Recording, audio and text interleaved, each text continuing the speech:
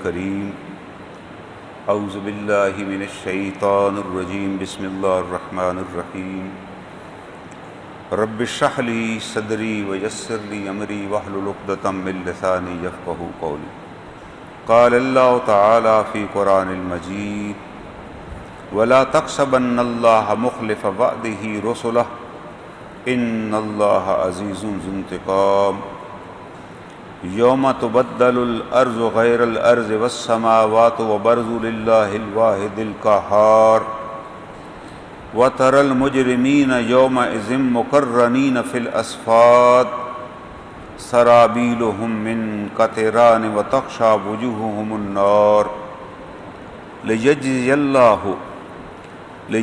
اللہ کل نفس کسبت ان اللہ سریع بالحساب ھذا بلاغ للناس ولینذروا به وليعلموا انما هو الہ واحد وليذکر اولو الالباب صدق اللہ العلی العظیم۔ یہ سورہ ابراہیم کی آیات کریمہ ہے۔ آج یہ سورت مکمل ہو گئی۔ اس سورت کریمہ میں اللہ تعالیٰ نے جو گزشتہ انبیاء علیہ السلام گزرے ان کے تمام واقعات بیان کیے، خصوصاً جناب ابراہیم علیہ السلام کا، کہ کس طریقے سے ابراہیم علیہ السلام نے اپنے والد صاحب کو دیکھا کہ وہ بت بناتے تھے، اور ظاہر ہے اس مذہبی جو ان کی عبادت گاہ تھی، وہ جو ان کا بڑا مندر تھا اس کے انچارج بھی تھے۔ تفاسیر میں آتا ہے جناب آزر جو تھے۔ جناب ابراہیم علیہ السلام نے اپنے والد صاحب سے بھی پوچھا اور انہوں نے کہا کہ یہ بت ہمیں کیا دیتے ہیں؟ آپ لوگ یہاں کیوں اعتکاف کر کے بیٹھے ہوئے ہیں، بتوں کے آگے جم کے بیٹھے ہیں؟ وہ کہتے تھے یہی ہمارا خدا ہے۔ پھر وہ واقعہ آتا ہے کہ کیسے ابراہیم علیہ السلام جس نے ان کا ایک میلہ تھا، وہ لوگ سارے میلے پہ گئے ہوئے تھے، ابراہیم علیہ السلام نہیں گئے اس دن اس میلے میں، اور وہ چلے گئے اس بت خانے میں، اور انہیں وہاں جا کر ان بتوں کو توڑ دیا۔ کسی کا ہاتھ اڑا دیا، کسی کا ناک توڑ دیا، اور ایک بڑے بت کے اوپر جا کر تھوڑا رکھ دی۔ وہ لوگ جب واپس آئے تو انہوں نے اپنے بت خانے کی یہ حالت دیکھی تو بڑا انہیں صدمہ پہنچا کہ ہم تو یہاں سارے عبادت کرتے ہیں۔ تو ان میں سے کسی نے کہا کہ ایک ہی نوجوان ہے یہاں پر، ابراہیم، وہ ان بتوں کے بارے میں اکثر شکوک و شبہات کا اظہار کرتا ہے، وہ ان کو اچھا نہیں سمجھتا۔ وہ کہتا ہے یار آپ کدھر سر جھکائے بیٹھے؟ اور ظاہر ہے جب شرک ہوتا ہے نا، جب آدمی ایک اللہ کی عبادت کرتا ہے تو جو ایک اللہ کی عبادت کرنے والا ہے وہ صرف ایک اللہ ہی کی عبادت کرتا ہے، جس کو توحید کہتے ہیں، جس کے لیے اللہ نے انبیاء دنیا میں بھیجے۔ انبیاء علیہ السلام دنیا میں دو کاموں کے لیے بھیجے گئے، ایک لوگوں کے ساتھ اللہ کا تعارف کرانا کہ یہ وہ اللہ ذات ہے، رب ذوالجلال والاکرام ہے، جس نے ہمیں پیدا کیا اور جس نے کائنات بنائی، اور وہ چاہتا ہے کہ اس کائنات کو ایسے چلایا جائے۔ اگر تم اس طرح چلاؤ گے جیسے اللہ چاہتے ہیں تو یہ کائنات تمہارے لیے جنت بن جائے گی اور تمہیں بعد میں بھی جنتی ملے گی۔ یہ نہیں ہے کہ یہاں ہم تو جہنم بنائیں، سارے کام جہنمیوں والے کریں اور اس کے بعد دعا مانگیں اللہ تعالیٰ ہمیں جنت دے دے، تو یہ تو اللہ کے اسلوب کی دنیا میں بھی نہیں ہوتا۔ دنیا میں آپ کے لیے پریشانیاں پیدا کروں اور آخر میں آپ سے انعام مانگوں تو وہ کون دے گا؟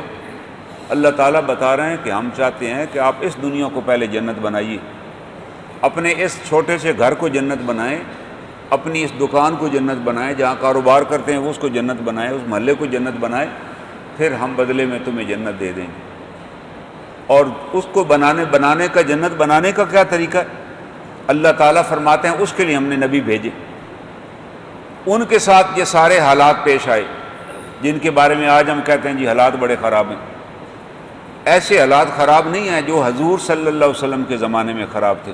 یہ میں تھوڑی سی آپ کو وضاح کر دوں۔ لوگ کہتے ہیں وہ جی اس وقت بڑے حالات اچھے تھے، جو اس وقت حالات خراب تھے وہ تو آج ہم سوچ بھی نہیں سکتے۔ کبھی آپ نے آج سنا ہے کسی بندے سے کہ اس نے اپنی 6 بیٹیاں یا 9 بیٹیاں زندہ دفن کر دیں؟ کوئی نہیں ملے گا آپ کو آج۔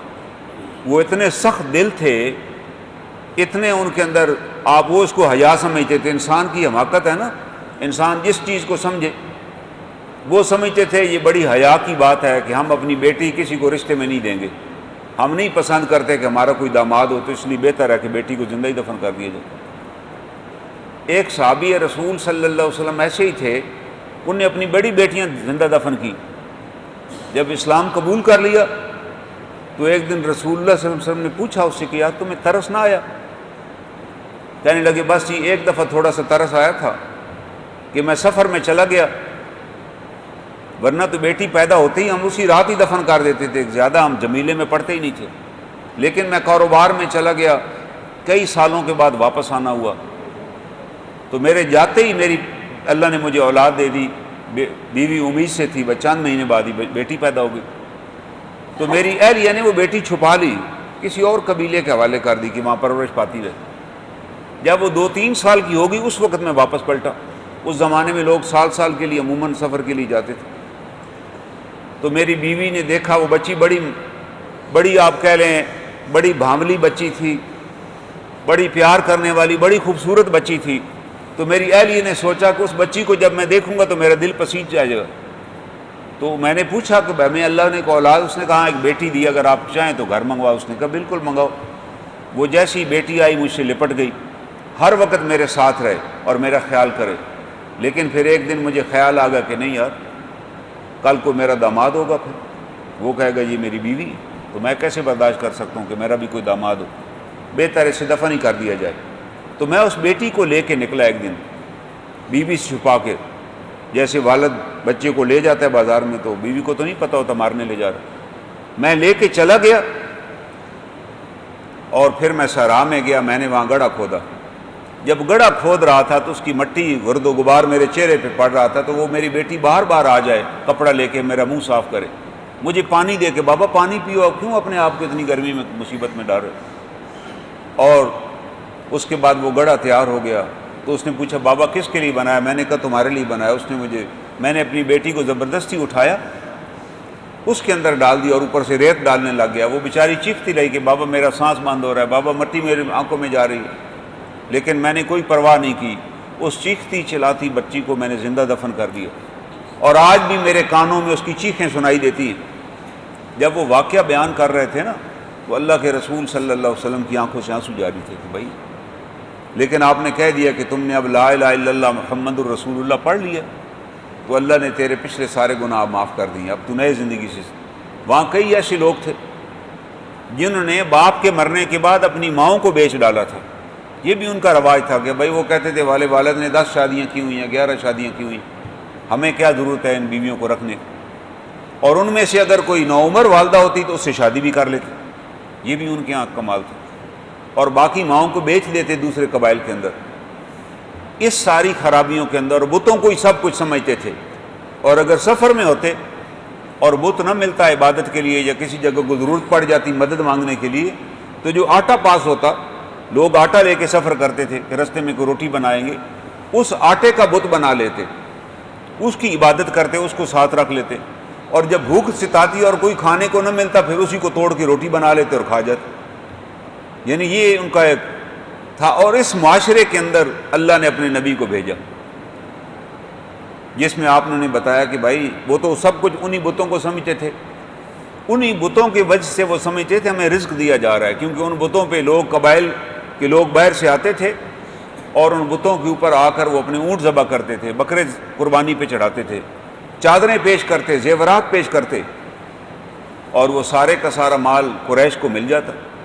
ابو لہب جو تھا وہ بیت اللہ کا قریب تھا، اس کا مجاور تھا، ان کے گھروں میں بڑی ریل پیل تھی، ان کو تو کوئی کام ہی نہیں کرنا پڑتا کہ آج 2 اونٹ ذبح ہو گئے ہیں جی آج۔ اس زمانے میں کھانے پینے کا نظام زیادہ تر گوشت ہی تھا کہ کسی کو اگر گوشت مل گیا تو اس کے لیے کافی ہے۔ روٹی کا اتنا تکلف اس معاشرے میں نہیں کیا جاتا تھا، گندم تو ہوتی نہیں تھی، گندم تو شام سے منگواتے تھے لوگ، جو امراء تھے نا ان کے گھروں میں آٹا ہوتا تھا، غریب آدمی تو آٹا کا سوچ ہی نہیں سکتا تھا، یا کھجوریں ہوتی تھی، تو وہ سمجھتے تھے یہ سارا رزق ہمیں ان بتوں سے مل رہا ہے، اگر یہ بت ہم نے بند کر دیے، اگر بت اٹھا دیے تو پھر ہمیں محنت کرنی پڑے گی، پھر ہمیں کون یہ بکرے اور مرغے دے گا۔ اس لیے اللہ نے اپنے نبی بھیجے کہ آپ ان کو بتائیں کہ رزق دینے والی اللہ کی ذات ہے۔ آپ نے فرمایا کہ میں ایک کلمہ ایسا جانتا ہوں اگر تم پڑھ لو تو کیسر و کسرا کی حکومتیں تمہیں خراج دینے لگ جائیں گی، کام نہیں کرنا پڑے گا۔ تو ابو لہب اور ابو جہل فوراً دوڑے آئے کہ وہ جی کون سا کلمہ ہمیں بتائیں، ہم جیسے آپ کسی کو کہیں میں آپ کو چھو منتر ایک بتاتا ہوں جی، ایک ایسا جناب وظیفہ بتاتا ہوں، آپ بس وہ صبح 3 دفعہ پڑھ لیں گے پھر سارا دن پیسے ہی آپ گنیں گے، چاہے پھر آپ کو بینک میں نوکری مل جائے اور آپ گنتے ہی رہیں وہاں پر۔ وہ اسی طرح کا انہوں نے سمجھا کو وظیفہ ہوگا۔ جناب رسول اللہ صلی اللہ علیہ وسلم نے فرمایا کہ یہ ایک ہی کلمہ ہے جو جناب سیدنا نوح علیہ السلام سے لے کے آج تک ہر نبی کو دیا گیا ہے تاکہ اپنی امت کو پڑھائے، وہ ہے لا الہ الا اللہ، کہ اللہ کے سوا کوئی عبادت کے لائق نہیں ہے۔ اور اب کیونکہ اس امت اور اس قوم کے اندر مجھے اللہ نے بھیجا ہے محمد الرسول اللہ صلی اللہ علیہ وآلہ وسلم، تو میں اللہ کا رسول ہوں، تم نے اب میری پیروی کرنی ہے۔ فاتبعونی یحببکم اللہ، اگر تم میری پیروی کرو گے تو اللہ تمہیں اپنا محبوب بنا لیں۔ اللہ تعالیٰ نے یہ نہیں کہا کہ بھائی بس میری عبادت کرو جیسے تمہاری مرضی ہے، مرضی سے عبادت نہیں کرنی، عبادت اسی طرح کرنی ہے جیسے جناب رسول اللہ صلی اللہ علیہ وسلم نے عبادت کر کے بتائی۔ آپ نے فرمایا ایسے نماز پڑھو رأیتمونی، جیسے مجھے پڑھتے دیکھتے ہو۔ اگر ہم آپس میں سارے نمازی طے کر لیں اور امام صاحب کو کہہ دیں کہ آج آپ 2 رکوع کریں اور 3 سجدے کریں تاکہ ہمیں اللہ کی تقرب نصیب ہو جائے، تو وہ نماز تو ہمارے منہ پہ دے ماری جائے گی، کیونکہ سنت کے مطابق ہے ہی نہیں۔ کوئی عمل جو سنت کے خلاف ہے اس کی کوئی ویلیو نہیں ہے، یاد ہے، اسے رد کر دیا جائے گا۔ تو 2 چیزیں ہمیں بتائی گئیں، ایک توحید اور ایک رسالت، کہ اللہ کے ساتھ کسی کو شریک نہیں ٹھہرانا اور جناب رسول اللہ صلی اللہ علیہ وسلم کے طریقے کے مطابق زندگی گزارنی ہے۔ تو اللہ کہہ رہے ہیں کہ ہم آپ کو کامیاب کر دیں گے، ہم آپ کو سب کچھ عطا کر دیں گے اگر تم ایسے کرو گے۔ ہم نے اس لیے تو نبی بھیجے۔ اس معاشرے کے اندر آپ آئے اور اس معاشرے کے اندر پھر لوگ اس دائرہ اسلام میں داخل ہوئے اور پھر ایک جماعت تیار ہوئی، اور حضور صلی اللہ علیہ وسلم کی زندگی کے اندر ہی جزیرۃ العرب میں اور گرد و پیش جتنے علاقے تھے وہاں اسلام پہنچ گئے۔ وہ خراج دینے لگ گئے۔ حضرت عمر کے زمانے میں تو پوری کیسر و کسرہ کی طرف سے بھی خراج آتا تھا۔ مسلمانوں نے کوئی کاروبار یا تجارت نہیں کی، اسی دین پر عمل کیا اور آگے لوگوں تک پہنچایا، اللہ نے ان کو خزانے عطا کر دیا۔ اللہ تو کہہ رہے ہیں کہ یہی قانون ہے، یہی قانون فطرت ہے جو ہم نے تمہارے لیے بنا، اس پر تم عمل کرو۔ اور ساتھ اللہ تعالیٰ فرما رہے ہیں وَلَا تَحْسَبَنَّ اللَّهَ، آپ یہ گمان نہ کرنا اللہ کے بارے میں مخلف وعدہ الرسل، کہ اللہ تعالیٰ نے جو اپنے رسولوں سے وعدہ کیا ہوا ہے اللہ اس وعدے کو بھول جائیں گے۔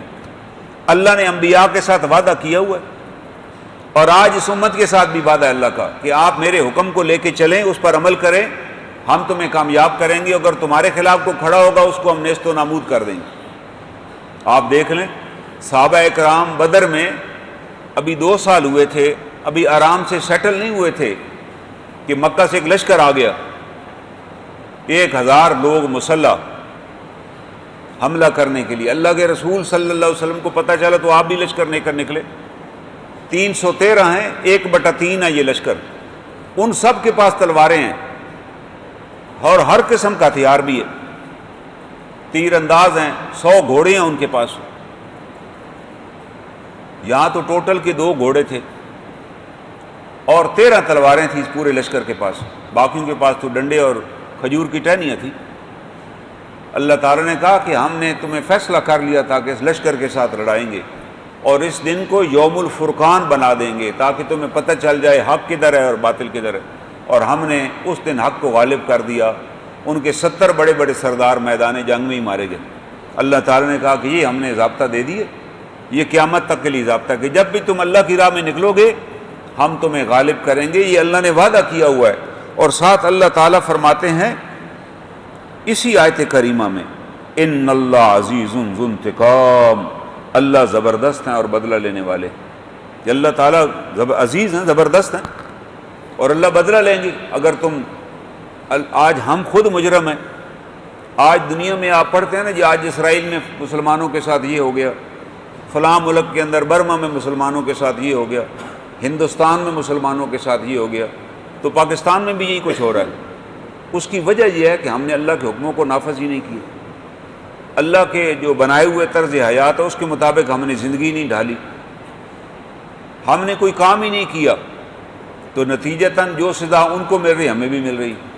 اللہ تعالیٰ تو فرما رہے ہیں کہ یہ حالات تب بدلیں گے کہ تم اپنے آپ کو بدلو گے، تم بدلو گے تو ہم بھی حالات بدل دیں گے۔ اس لیے تو جناب رسول اللہ صلی اللہ علیہ وسلم نے فرمایا کہ جو سب سے بدترین گناہ ہے نا وہ یہ ہے کہ جب آدمی اکیلے میں ہو اور وہ گناہ کرے۔ بندوں میں تو ہم گناہ نہیں کرتے، بندوں میں تو میں بازار میں جا رہا ہوتا ہوں بڑا سیدھا دیکھ رہا ہوتا ہوں کہ یار میں ادھر ادھر دیکھوں تو کوئی دیکھ نہ لے، وہ کہے یار یہ تو خود اس قسم کے ہیں، لیکن کیا ہم جب اکیلے ہوتے ہیں یا ہمارے پاس کوئی بھی نہیں ہوتا، کیا اس وقت بھی ہمیں اللہ کا خوف آتا ہے کہ یار یہ میں کام نہ کروں؟ دیکھیں نا، غیر محرم کو دیکھنا حرام ہے، اور کسی کی ننگی تصویر دیکھنا بھی حرام ہے۔ اور اگر میں اپنے گھر کے اندر بیٹھا ہوں، اپنے بستر میں آرام سے لیٹا ہوں، کوئی بھی پاس نہیں ہے، اور میں جناب موبائل کے اوپر ایک نیوڈ ویڈیو دیکھ رہا ہوں، ایک انتہائی بے حیا قسم کا پروگرام دیکھ رہا ہوں، اور کہہ رہا ہوں یار جہاں کوئی تو بھی دیکھنے، وہ پروگرام میں ادھر باہر مسجد کے باہر نہیں کھڑے ہو کے دیکھوں گا، 4 بندوں کی موجودگی میں کبھی بھی نہیں دیکھوں گا۔ لیکن اگر میں اپنے گھر کے اندر بستر میں بیٹھ کے دیکھ رہا ہوں تو کیا اللہ نہیں دیکھ رہے؟ یہ میں بہت بڑا گناہ کر رہا ہوں۔ یہ میں بتا رہا ہوں کہ اللہ تعالیٰ مجھے آپ کی پرواہ نہیں ہے، مجھے ان ہڈیالہ روڈ کے 4-5 بندوں کی پرواہ ہے، ان کی موجودگی میں تو یہ کام میں نہیں کروں گا، لیکن آپ اگر موجود ہیں تو مجھے کوئی فرق ہی نہیں پڑتا، میں دیکھ رہا ہوں۔ اور کوئی بھی آدمی جب کوئی گناہ چھپ کے کرتا ہے کہ چلو موقع مل گیا کر گزرو، تو اللہ کے رسول صلی اللہ علیہ وسلم نے کیا فرمایا کہ اللہ تعالیٰ کچھ وقت تو پردہ ڈالتے ہیں، پھر اللہ تعالیٰ اس کو اس کے اعمال کی چادر اڑا دیتے ہیں، پھر مجمع عام کے اندر اللہ تعالیٰ ثابت کر دیتے ہیں کہ یہ وہ اصل اس بندے کی یہ ہے، اور تم تو اسے غلط سمجھے بیٹھے۔ ہمیں اللہ سے ڈرنا چاہیے کہ عزیزوں ذو انتقام ہے، جس نے ہمیں اپنی نعمتیں دی، جس نے ہمیں آنکھیں دی، جس نے ہمیں شعور دیا، جس نے ہمیں وقت دیا، اور وہ چاہتا ہے کہ اس وقت کو ہم قیمتی بنائیں، اس وقت کو اللہ کی فرما برداری میں گزاریں۔ یہ نعمت کا شکر ہے نا، اس وقت کو اللہ کی نافرمانی میں تو نہ گزاریں۔ اگر یہ ایکٹیویٹی، میں اپنے موبائل ہے میرے مرنے کے بعد جو پہلی چیز میرے بچوں کے ہاتھ لگے گی وہ موبائل ہی لگے گا نا، اور وہ بیٹھ کے جب موبائل کھول کے دیکھیں گے کہ ہمارے ابا حضور کیا دیکھا کرتے تھے، وہ کیا سوچیں گے کہ یار ہمارا باپ کس قسم کا تھا، یار اس کے موبائل میں تو یہ اتنی چیزیں لوڈ ہوئی، فارغ وقت میں یہی دیکھتے رہتے تھے۔ کیوں کہا گیا کہ انسان کا کردار اس کی سوچ سے بنتا ہے؟ اگر دیکھیں نا، میں غلط ایک چیز ہے، میں اسے دیکھتا ہوں تو میرے اندر ایک غلط سوچ پیدا ہوگی، میں نے گناہ نہیں کیا، غلط سوچ پیدا ہو گئی ہے۔ غلط سوچنا بھی گناہ نہیں ہے، لیکن تقویٰ کے خلاف ہے۔ اللہ پسند نہیں کرتے کہ تم کیا سوچ رہے ہو، تمہیں شرم نہیں آتی؟ اگر تمہاری سوچ لوگوں کو بتا دی جائے، یہ اللہ کا ہم پر احسان عظیم ہے نا کہ جو میرے دماغ میں ہے کسی کو نہیں پتا میں کیا سوچ رہا ہوں، اللہ نے پردہ ڈالا ہوا ہے۔ لیکن اگر میں مسلسل وہ غلط کام سوچوں گا تو پھر شیطان کو جرأت ہو جائے گی کہ یار اب یہ کم از کم ہمارے راستے پہ چل نکلا، اب کم از کم سوچتا تو ہے نا، اور پھر سوچتے سوچتے ایک دن وہ کام میں کر بھی گزروں گا، اور یہی شیطان کی کامیابی ہوگی۔ اس لیے کہا گیا کہ جب سوچ بھی غلط آئے آپ فوراً استغفر اللہ پڑھیں کہ اللہ معاف کرے یار یہ سوچ کے در سے میرے اندر آ گئی، کیونکہ اسی سوچ سے ہی میرا کردار بنے گا، اسی سوچ سے ہی میری شخصیت بنے گی، جو میں سوچتا ہوں اسی طرح ہوگا۔ اور اگر اپنے میں گھر سے نکلتا ہوں ایک اچھی نیت کے ساتھ کہ چلیں یار میں وہاں سے چل رہا ہوں، رستے میں کو مل گیا تو اس کو بھی گاڑی میں بٹھا لوں گا اور وہاں پہنچا دوں گا، رستے میں نے کوئی پیسے بھی پاس رکھ لیے کہ چلیں یار کو مستحق مل گیا تو اس کی بھی مدد کر گزروں گا، رستے میں کسی کے لیے کوئی اور چیز بھی لے لی، یار فلاں بیمار ہے اس کو بھی ملنا ہے، اس کے لیے بھی کوئی چیز رکھ لیتے ہیں۔ اللہ تعالیٰ آپ کے اوپر نیکیوں کے دروازے کھول دے گا، آپ سے اتنے کام لے لے گا اس سفر کے دوران کہ آپ سوچ بھی نہیں سکیں گے۔ کیوں؟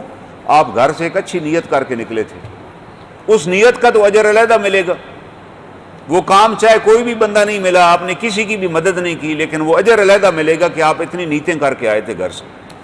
اور اللہ کے رسول صلی اللہ علیہ وسلم نے فرمایا کہ مومن کی نیت اس کے عمل سے بہتر ہے۔ کیوں؟ عمل کا تو شاید موقع نہ ملے، کوئی ایسا بیماری نہ ملے جس کی آپ عیادت کرنے جائیں، کوئی ایسا مستحقی آپ کو نہ ملے جس کی آپ مدد کر سکیں، لیکن جب تک آپ وہ نیت کیے رکھیں گے آپ کو مسلسل اجر ملتا رہے گا، اور اس نیت کے نتیجے میں کوئی نہ کوئی نیک کام اللہ سے آپ لے لے گا۔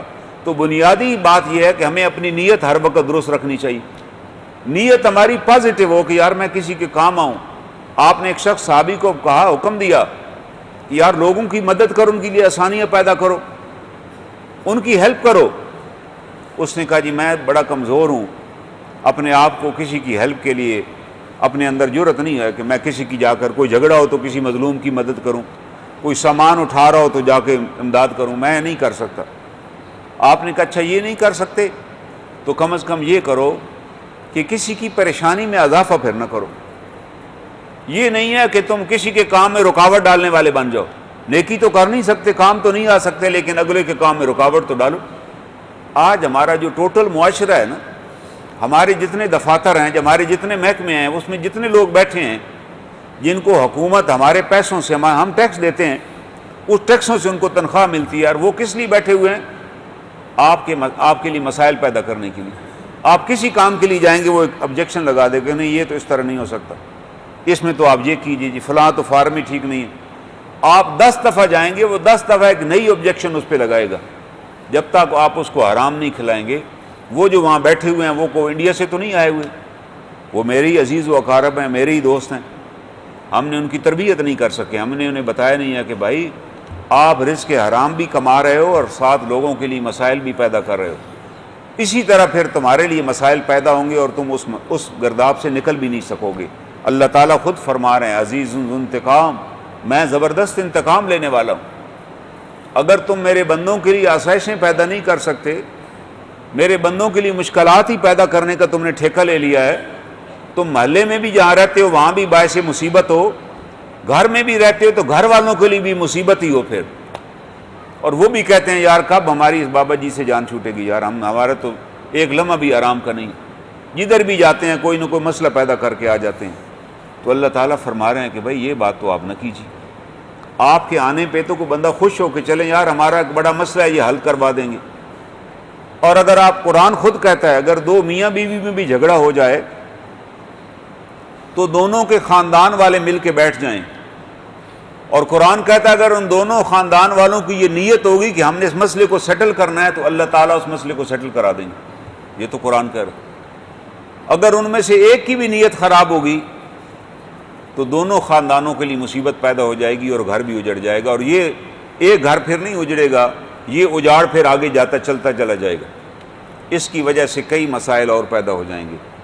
تو ہم سب کو یہ چاہیے کہ جہاں بھی کوئی ایسا مسئلہ ہو ہم اس میں دخل دیں, اس کو خوش اسلوبی سے طے کرنے کی کوشش کریں, لوگوں کی ہیلپ کریں, نہ کہ ان کے لیے مسائل پیدا کریں. اور یہی شریعت مطہرہ ہے.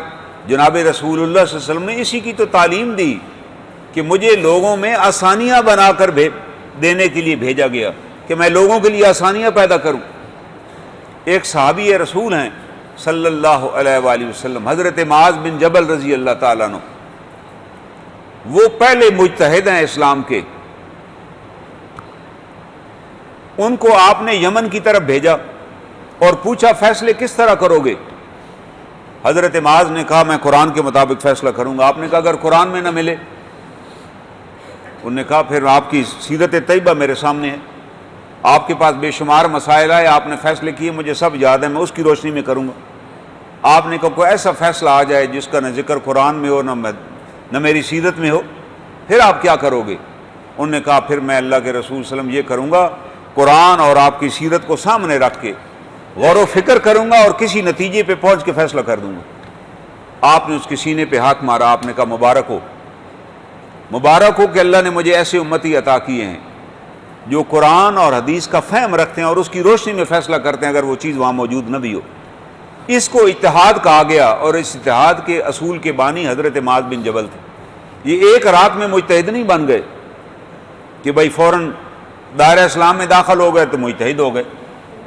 اور معاذ بن جبل وہ صحابی رسول ہیں, نوجوان لڑکے تھے یہ, کہ اللہ کے رسول صلی اللہ علیہ وسلم نے ان کو کہا, ان کی دین کے ساتھ رغبت کو, ان کی دین کے ساتھ اٹیچمنٹ کو اور حضور صلی اللہ علیہ وسلم کے پاس حاضری کے بارے میں آپ نے کہا کہ اے معاذ میں اللہ کے لیے تم سے محبت کرتا ہوں. کس نے کہا؟ جناب رسول اللہ صلی اللہ علیہ وسلم.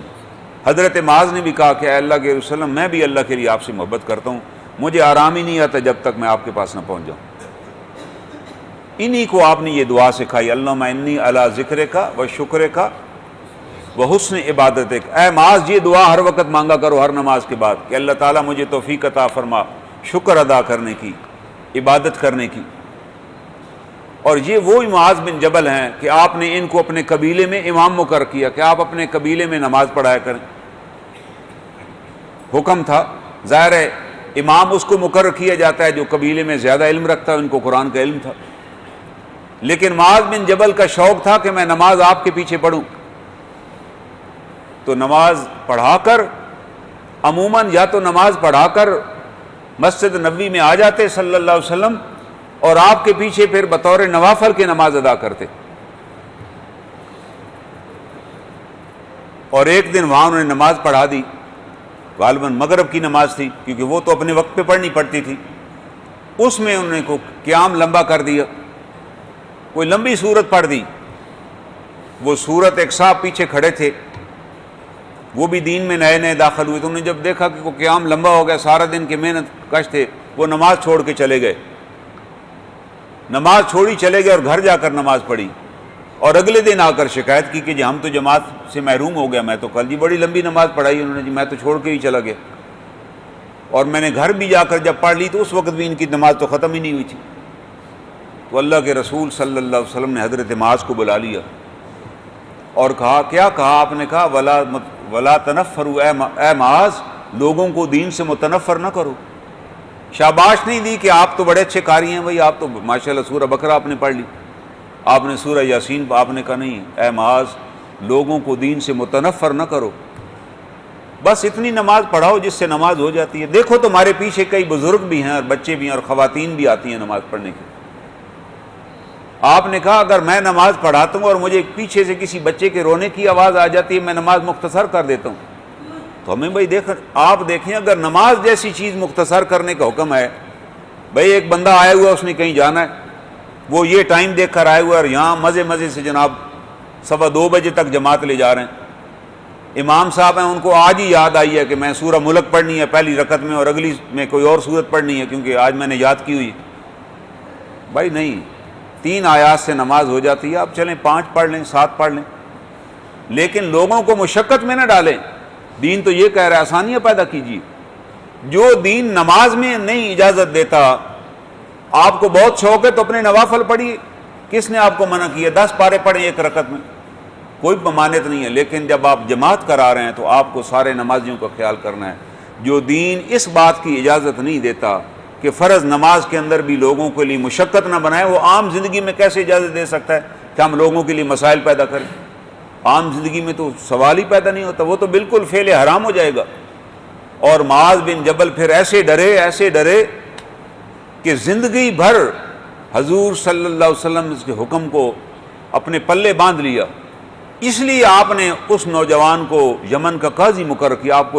آپ کو یقین ہو گیا کہ اب معاذ کہیں دائیں بائیں نہیں جائے گا، اب معاذ کو پتہ ہے کہ میں نے کیا کرنا ہے۔ یہ ہے دین کی سمجھ جس کی تربیت جناب رسول اللہ صلی اللہ علیہ وسلم نے اپنے صحابہ کو کر دی۔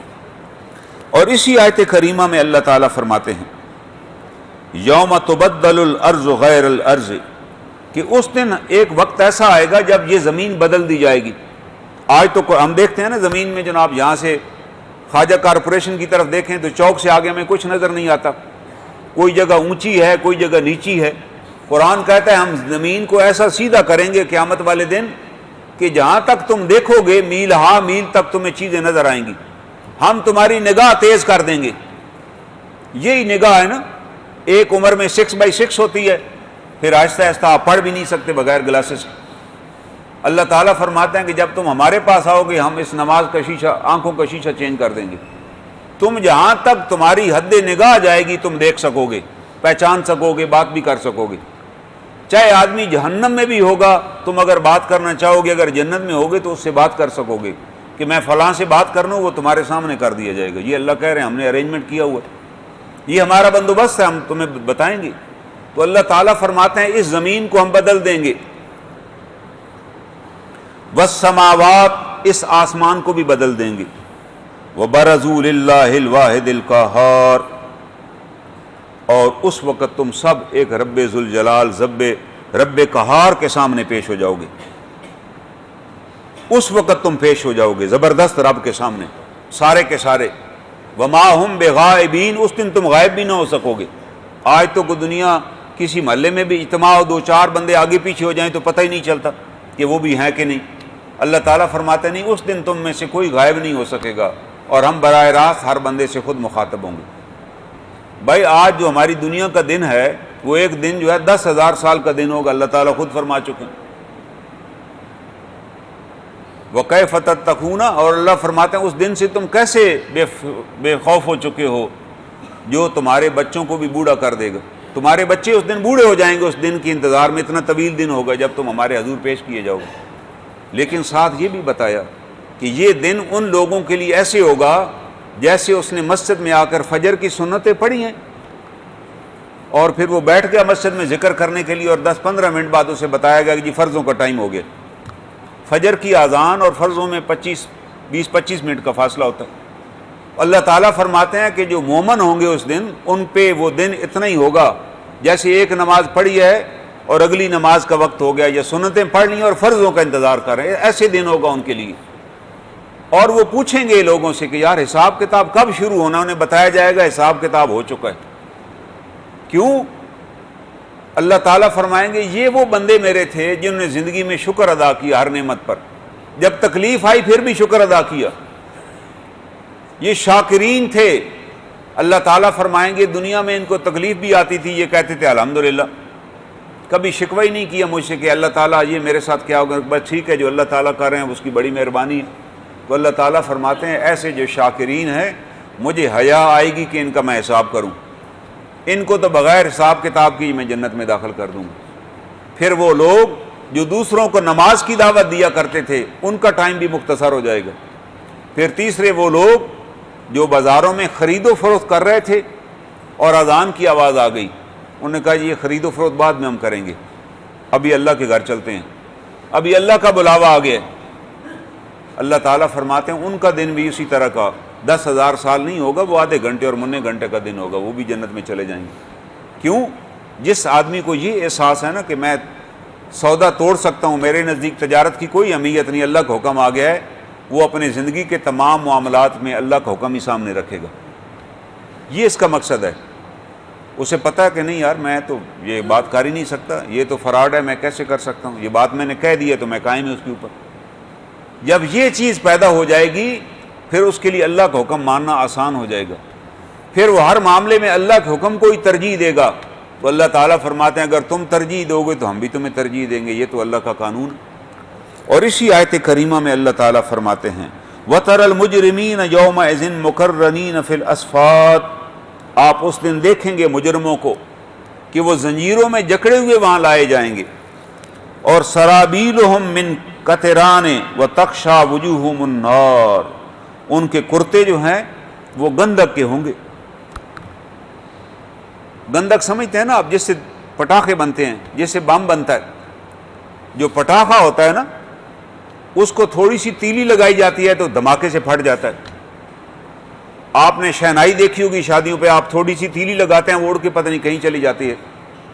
تو اس دن انسانوں کا لباس اسی دھات کا بنا ہوگا، قطران کا، جس کو بس آگ کا شعلہ دکھاتی اس کے اندر آگ لگ جائے گی، اور ان کے منہوں کے اوپر بھی آگ کی لپیٹیں پڑ رہی ہوں گی، اور ان کو پھر جہنم کا پانی پلایا جائے گا۔ اور رسول اللہ صلی اللہ علیہ وسلم نے فرمایا کہ اگر وہ جہنم کا پانی جو ہے وہ اگر زمین دنیا میں سمندر میں الٹ دیا جائے ایک ڈول تو سمندر کی ساری مخلوق ہی مر جائے، وہ ایسا زہر آلود ہوگا۔ وہ انسان پیے گا تو اس کے منہ میں جاتے ہی اس کا پورے جسم کا اندرونی نظام اس کے نیچے سے بہہ نکلے گا، پھر اسی طرح ہو جائے گا، پھر پلایا جائے گا۔